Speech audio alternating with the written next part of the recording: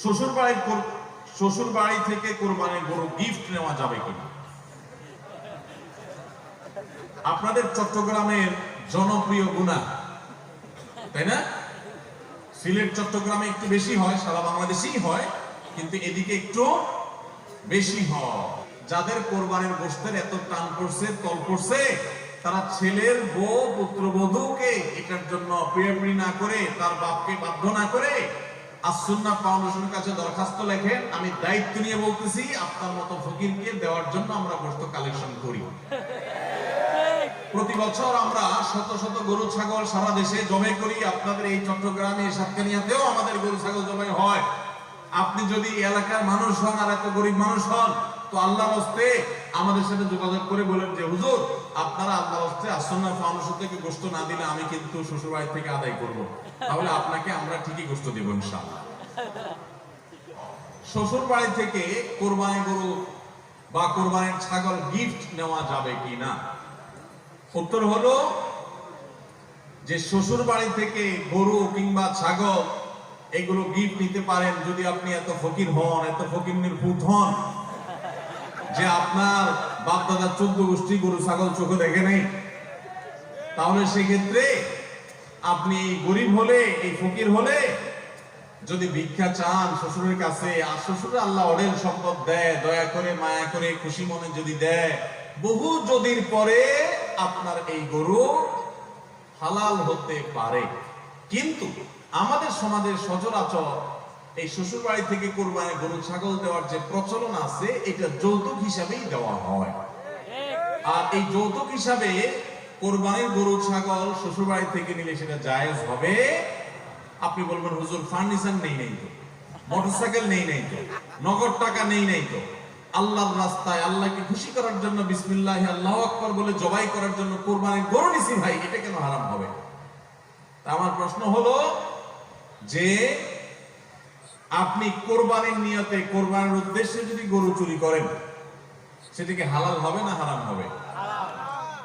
নিয়ত কিন্তু ভালো, কোরবানি করবেন খালেস নিয়তে, এই জন্য করছেন কি গরু চুরি, হালাল হবে না হারাম হবে?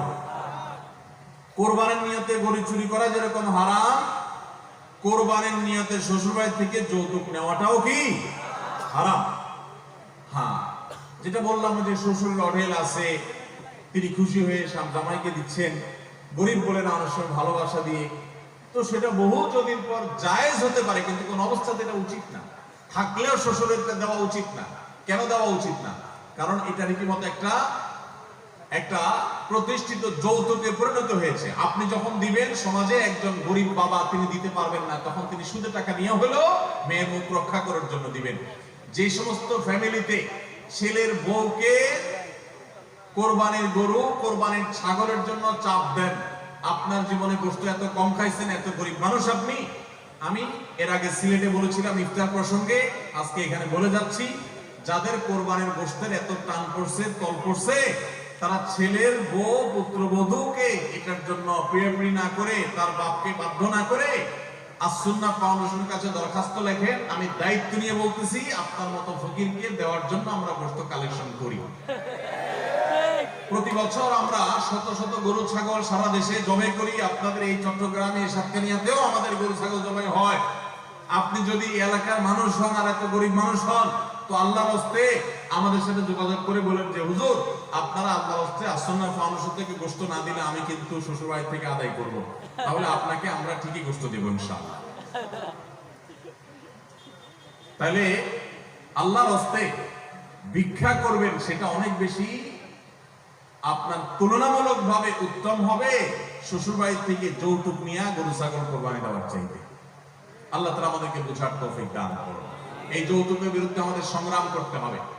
অনেক ফ্যামিলিতে আছে যে বলে যে আসলে আমরা তো চাই নাই, আমার শ্বশুর বাড়ি থেকে বা আমার ব্যয় হিসাব খুশি হয়ে দিচ্ছেন, জোর করে দিচ্ছে, আমি নিতে চাই না। ভাই, এখন এমন একটা সময় আমরা আসছি, এখন ঘুষ আর যৌতুক এই দুই জিনিস সবাই খুশি হয়ে দেয়। বুঝেন নাই কথা? ঘুষ আর যৌতুক এই দুইটা মানুষ কি হয়ে দেয়? খুশি মনে দেয়। কারণ বেজার মনে যদি দেয় তাহলে তো খবর আছে। বুঝেন নাই? আমি কয়েকদিন আগে মক্কায় আমাকে এক ভাই, এই চট্টগ্রামেরই সম্ভবত এক ভাই আমাকে বললেন যে আমাদের ওই যে একটা বক্তব্য ছিল সিলেটের, যে কারোর যদি এত ইফতারের টান থাকে তো শ্বশুর বাড়িতে অর্থাৎ মেয়ের বাবার বাড়িতে ইফতার না চেয়ে আসন্না ফাউন্ডেশনের কাছে ইফতার চান। এই কথা কেউ কোনোভাবে লিখছে, সেটা ইমো বা এরকম কোনো জায়গাতে স্টোরি হয়ে গেছে, নিজের অজান্তে হয়তো টিপাটিপি করে স্টোরি হয়ে গেছে। তো যার স্টোরিতে এটা ঝুলতেছে ওই লোকটা আবার কোন মেয়ের বাবা। তো সেই বেচারা মেয়ের শ্বশুর বাড়িতে খুব ধুমধাম করে ইফতারের আইটেম গুলো কিনে কিনে পাঠাইছে মেয়ের সুখের জন্য। তো তার ব্যয়সাবরা ইফতারের আইটেম গুলো যখন গ্রহণ করতেছে, একই সময় তারা আবার দেখছে এই লোকের ইমোতে আমাদের ওই কথা লেখা যে ইফতারের তল পড়লে ফাউন্ডেশনের কাছে ভিক্ষা চান। তখন তারা ইফতার